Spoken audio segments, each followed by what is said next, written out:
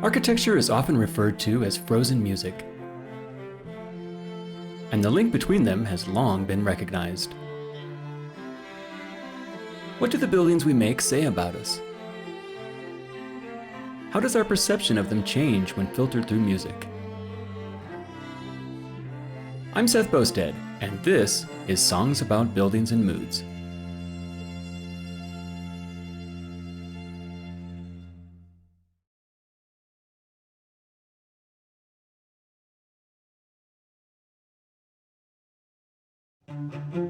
Once a community savings and loan bank, this striking building has been reimagined by artist and social innovator Theaster Gates as a hybrid gallery, media archive, library, community center, and home for Rebuild Foundation's archives and collections. The radically restored building serves as an invaluable space for local residents to access, reimagine, and share their heritage. And it's also a destination for artists, scholars, curators, and collectors to research and engage with Southside history. The bank was built in 1923 by William Gibbons Uffendale. At that time, it was a savings and trust bank for the neighborhood, which of course was mostly Irish and Jewish.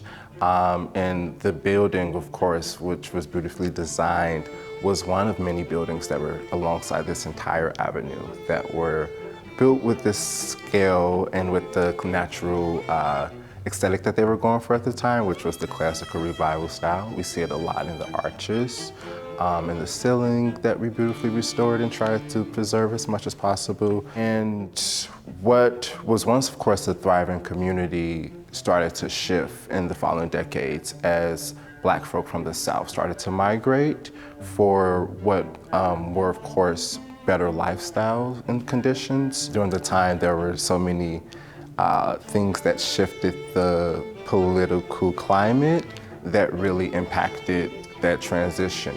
So we saw buildings started to close.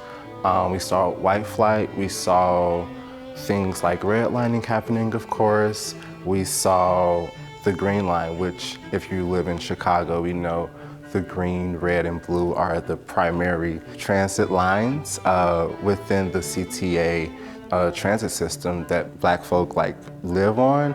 That was cut off from this entire neighborhood. A lot of those things occurred around the bank and even the bank itself being a part of that devastation. It closed in 1979 and kind of just sat here abandoned and was actually going to be demolished in 2011 until Theaster asked if he can purchase it. The city of Chicago allowed him to purchase it for $1 with the stipulation of bringing it up to code in 2 weeks, which Costs a lot more than $1. Yeah. Talk about who is Theaster Gates and what is the Rebuild Foundation? Yeah, great. So Theaster Gates is a Black contemporary artist. You probably know him for his incredible kind of mixed media works and his deeply kind of he's a historian, I think. He's an artist as a historian in so many ways. In Chicago and nationally and now internationally as well, he's known as also being kind of a social innovator, you know, taking back this idea of art and life being blended and making works that are more involved in community spaces like the Arts Bank where we are, rethinking what Black spaces are and really kind of creating opportunities and occasions for gathering and conversation and dialogue, and that's kind of part and parcel of this broader practice of his. The Rebuild Foundation is a foundation that kind of Theaster started and that many of us now work within. And our kind of mission is really prioritizing that Black spaces matter, Black communities matter, Black people matter. And the role of the foundation is to create kind of more organic, accessible, free programming and arts incubation to the greater Grand Crossing neighborhood, which is where we're sitting now. Like me, composer Liza Sobel was struck by the monumentality of this building, both in terms of its physical size and also the importance of the work being done within it. I first saw the Stony Island Arts Bank years ago before I ever had the chance to come in person, and was always drawn to the space from the photographs I had seen, especially the library. And my piece really tries to depict that soaring feeling. You have the soaring feeling when you see it from the street, it's kind of completely contrasts with everything else around it, a normal city street, and then boom, this huge building, huge old style bank. You walk in, you're completely overwhelmed by this massive lobby, and then similarly the library with all the books just row after row going up from all the way to the ceiling. So my piece, the beginning, tries to depict that soaring feeling. The musicians are really going nonstop playing, and that overwhelming feeling, that excitement. In the second half, the piece slows down, the propulsive nature kind of calms down, but it's still this real excitement, and it reflects the space's transformation. It hadn't been used in a number of years, and then amazingly, the Rebuild Foundation transformed this space. It went from this classical old school bank to now a space for the whole community to come and celebrate arts and culture and music as we're in this room. And so the second half of my piece reflects that excitement and the building's transformation. That's great. How did you choose the string trio? I mean, of course, you can't write for 20 instruments, but those particular instruments, why did that speak to you? With the string trio, you have all the same, the cello, the viola, and violin, so you have this huge range.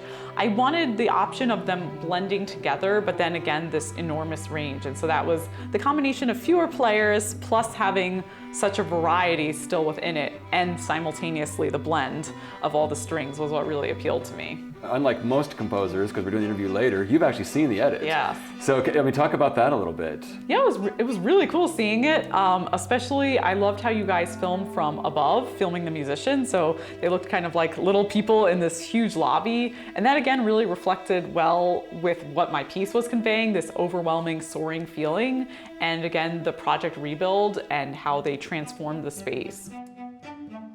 Out of the 5 days of the week, it happens to me 3 or 4 days where somebody rolls up and they're like, oh, that's where I started my first savings account, or that's where I got my first mortgage for my house. Like, what's happening in there? What is, I thought it was closed down. I thought it was this or that.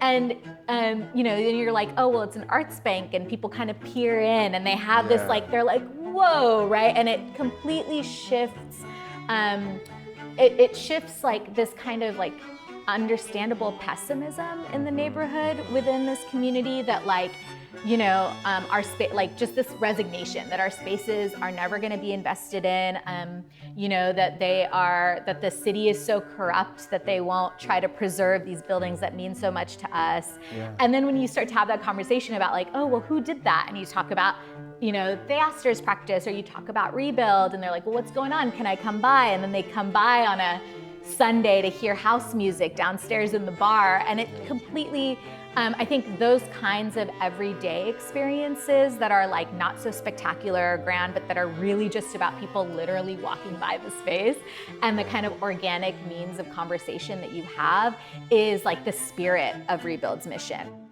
A neighborhood that's been historically disenfranchised, politically and economically disenfranchised, but that's nonetheless kind of thrived throughout all of those moments of crisis. And so a space like the Arts Bank where we're at now, it's kind of like reclaiming this notion of what a bank is, where wealth is. Like wealth isn't just financial or monetary, wealth is also cultural and aesthetic.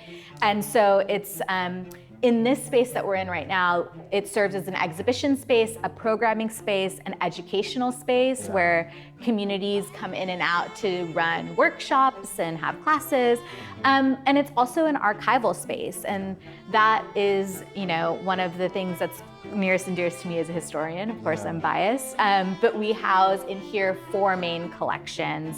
And our kind of mission with this year, but it's been the mission since the bank kind of opened, which is to kind of create opportunities and occasions for these archives to have more active presences in the neighborhood. We're really mindful about making sure that folks that come into this space are aware of like how sacred it is, how significant it is, the weight of it, but also the joy of it, the incredible lightness of it in so many ways.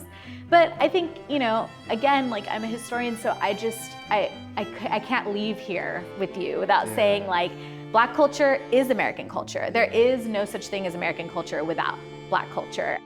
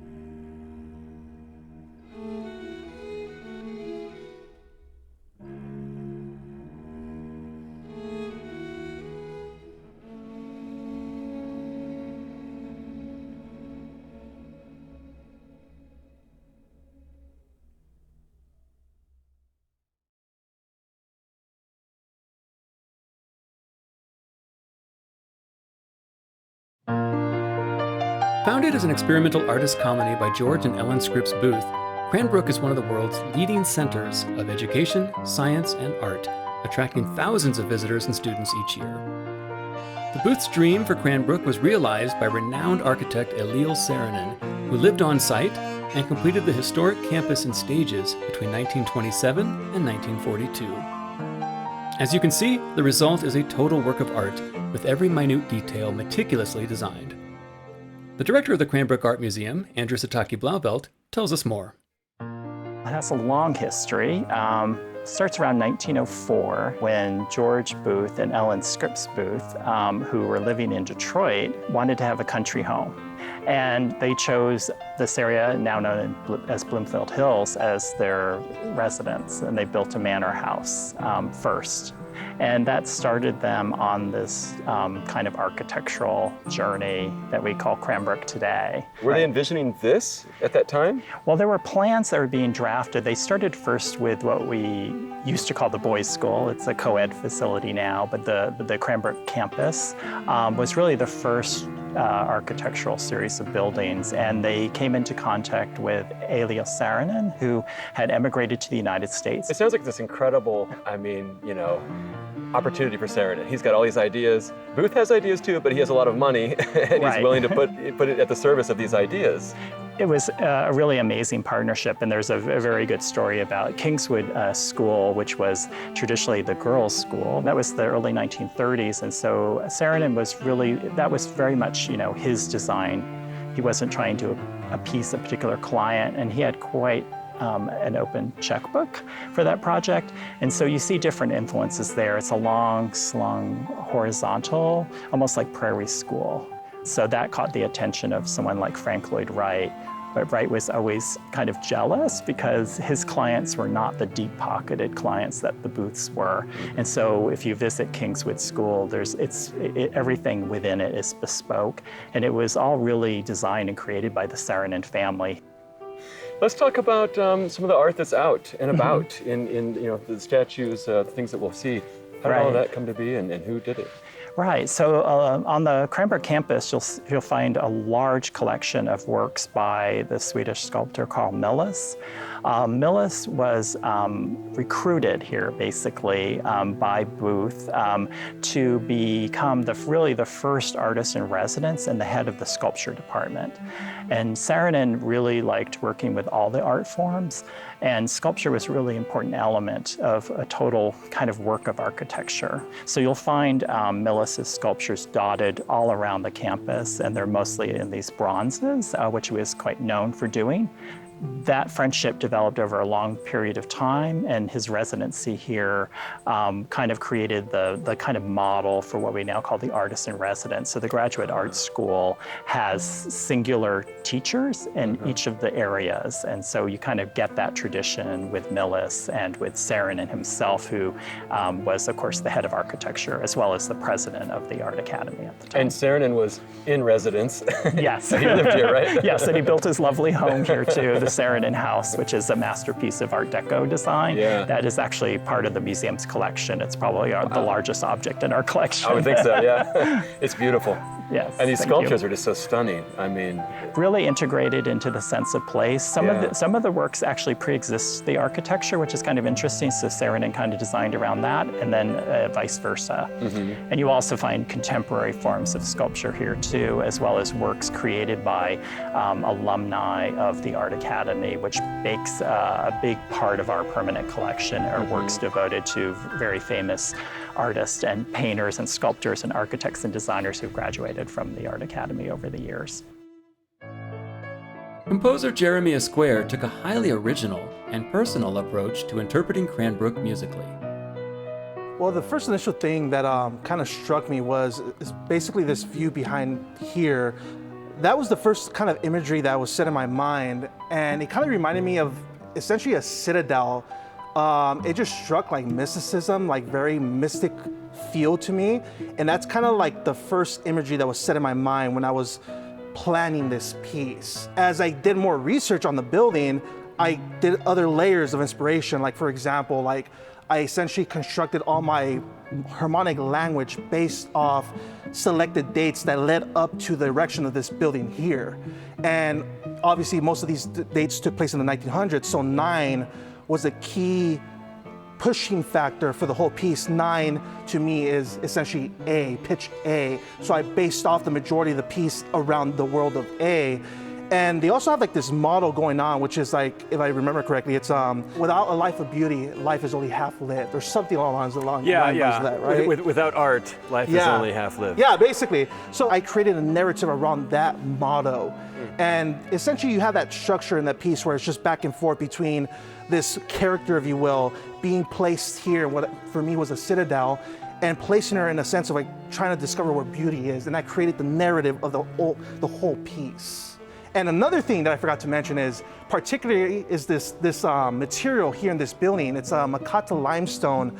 I do these things where I'm able to create sonifications of molecular structures within certain materials. So that was another level, additional level of harmonic language that I implemented into the piece. In this case, we were so excited to be able to partner with New Music Detroit. And of course, they have their core ensemble now of soprano, cello, percussion, and piano, which we've never done piano really with songs about buildings and moods. So that was pretty exciting. So this ensemble was dictated to you. How did you translate your mystic vision and all of the things you just talked about to that specific ensemble? It doesn't really matter what instruments I have. It's just putting time into it, you know, and I make it work regardless. But with voice, you've got text, right? Oh, sure. So how did you approach that? Well, in this case, for this piece, I kind of sang it myself, or try to put myself like in a character role where I try to sing and kind of implementing that model that I spoke about earlier and singing that to myself based off the harmonic progressions that I already had going with me. It goes pretty high. Oh, it does go high. Did you sing all that? Oh, I mean, well, no, I would have squeaked so much. No. Yeah, she's at the top of her range there for a little while. Oh no, she's amazing. I mean, obviously, you know, I did that purposely because, you know, in this piece, you know, again with the whole model of, you know, without beauty, you know, life is only half lived, right?